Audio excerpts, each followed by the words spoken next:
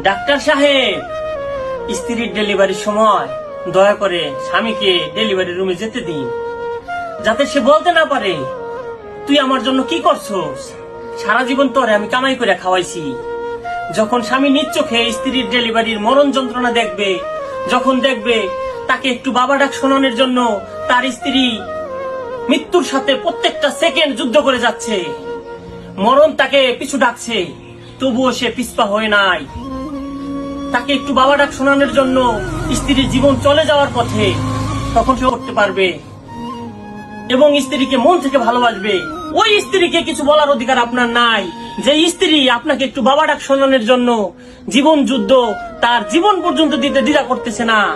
নারী, তুমি পারো বটে, তুমি ছলনাময়ী, তুমি আসলে অভিনেতা, অভিনয়ের জন্য তুমিই সেরা। এত সুন্দর অভিনয় করে নিজের জীবন বাজি রেখে সারা পৃথিবীর মানুষের কাছে তুমিই সেরা। এজন্যই তুমি মা, এজন্যই তুমি বোন, এজন্যই তুমি আমার গর্ব, আমার অহংকার।